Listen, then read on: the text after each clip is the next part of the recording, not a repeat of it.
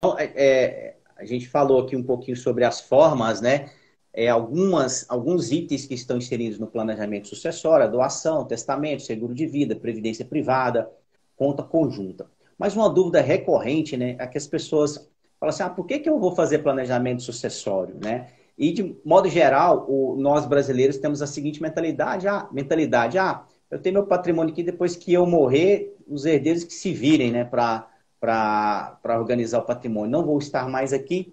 Pessoal, isso não é a melhor hipótese, né? Assim, trazer sofrimento e traz, tá?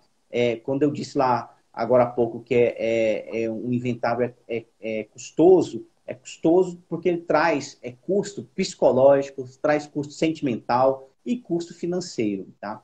E em muitas situações o inventário ele delonga tanto tempo que outras pessoas chegam a falecer e nem usufruem do que era direito dela como herdeiro, né? Porque ela está discutindo, tem um Exatamente. herdeiro que está discutindo, e as questões vão se delongando e as pessoas vão perdendo a vida ali dentro daquela situação. E quando algum herdeiro morre dentro de uma situação de inventário, nasce outro inventário, né? Outra situação. Então, pessoal, o planejamento sucessório é uma excelente saída, desde que bem feito e de forma correta e muito bem planejada. Mas, doutor Luiz, ainda seguindo no nosso tema aqui, vamos falar um pouquinho das vantagens e desvantagens, né, de fazer o planejamento sucessório. Por isso que eu iniciei aqui com a dúvida recorrente, que as pessoas falam, para que eu vou fazer um planejamento sucessório? Por que eu vou fazer? Que vantagem eu tenho, né? Então, vou até deixar para o doutor começar a falar um pouquinho dessas vantagens aí, e eu vou Tá, complementando aqui se for necessário. tá. A primeira vantagem que eu considero, doutor Anderson, é evitar o litígio entre os herdeiros, a briga entre os herdeiros. Por quê? Todo planejamento, na verdade, todo inventário, ele vai gerar um atrito entre os herdeiros. Isso aí é porque são pessoas diferentes, né? Que cada um tem seu pensamento sobre patrimônio, enfim, um quer vender, o outro não quer, o outro quer alugar. Então, assim, então é para evitar o litígio. Mas quem que tem que pensar isso, doutor Anderson? É o proprietário, quem é o O detentor do titular dos patrimônio, o bens, né? titular dos bens. E ele que tem que querer que os filhos, né, netos, seus herdeiros não se entrem em litígio. Então, primeira vantagem é essa. A segunda vantagem, que é em decorrência de não ter o litígio, é não ter a dilapidação do patrimônio, doutora, a desvalorização. Hoje, inventário é um procedimento que desvaloriza imóveis. Se você for vender um bem que ele não foi feito inventário, você vai ter muita dificuldade de vender esse bem. Por quê? Porque quem vai comprar, doutor Anderson, ele vai lá olhar e falou, ixi, tem inventário. Ih, vai demorar demais. Não, tem. Aí ele conversa com o herdeiro, conversa com o outro, fala, ixi, ele é todo. Eles não vão ter acordo, eu não vou conseguir entrar nesse imóvel. Ou seja, desvaloriza o imóvel. Então, quanto mais rápido for fazer o inventário, melhor. Entendeu? Sim. Só que a gente tem um problema que o judiciário é moroso, doutor Anderson. Então, fazer o planejamento, organizar, pega seu patrimônio, coloca em conta, coloca em investimento, faz seguro de vida, faz doação, faz testamento para já deixar tudo encaminhado. O testamento, inclusive, o doutor já falou, pode até reconhecer filho. Às vezes a pessoa tem um filho que ninguém conhece, ele vai lá e reconhece por testamento. Entendeu? Se não tem um testamento, ele vai ter que entrar com ação de paternidade, né? Vai causar o quê? Demora no inventário. Então, se deixar tudo organizado, fica mais fácil. Então, assim, eu só vejo vantagem no planejamento. Desvantagem, que poderia pensar que é desvantagem, quando você olha a grosso modo, seria os custos. Porque vai ter um custo com uma boa assessoria, o custo de alguns impostos, a depender de como vai ser a transmissão, se vai ser um imposto de doação, vai ser um ITBI, né? Então, mas assim, analisando, doutor Hans, não é desvantagem.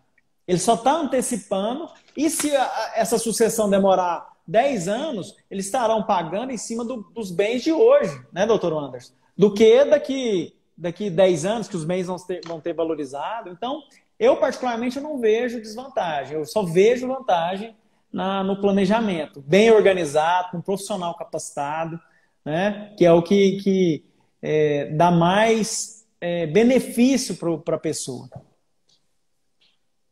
Doutor Luiz, eu concordo plenamente com o senhor. Só aproveitando também registrar a presença aqui do Dr. Mário Ibrahim, lá de Jataí, grande amigo, e da doutora Daniela Frank. Obrigado pela presença de vocês. Adriano Naves, que entrou aqui agora também. Obrigado, Adriano. Doutor Luiz, e na verdade eu concordo que o senhor não tem vantagens, não tem desvantagens em fazer o planejamento sucessório, né? Existem só vantagens, né? Não fazer o planejamento sucessório acarreta aí o que o senhor falou, vai trazer sofrimento aos herdeiros, né? Pode trazer conflito, uma situação muito corriqueira, principalmente quando se tem fazenda, e fazenda geralmente tem uma sede, né? E geralmente alguém quer ficar com a sede. Isso é um dos maiores conflitos que existem na sucessão e no inventário de terras, onde tem filhos e todo mundo quer a sede da empresa. Então, Exatamente. em vida, o titular desse bem, ele já pode destinar os bens da forma que ele quiser, optando por uma das opções que nós colocamos aqui que nós falamos aqui de planejamento sucessório. Existem outras, né? Não dá tempo de a gente falar todas. Não dá tempo de falar de todas, exatamente. Não dá. E assim, doutor Luiz, existe a vantagem da possibilidade de pagar menos tributação, né? Claro, volto a dizer, não existe forma de bolo para um planejamento sucessório, mas o caso concreto vai mostrar para a gente o caminho até, inclusive, da possibilidade legal, tá? Nada ilegal, de forma legal, você tentar escapar aí da tributação. Por exemplo, a gente falou já algumas modalidades aqui que você reduza o ITCD, que é da doação, da previdência privada, do seguro de vida, né? E existem outras opções.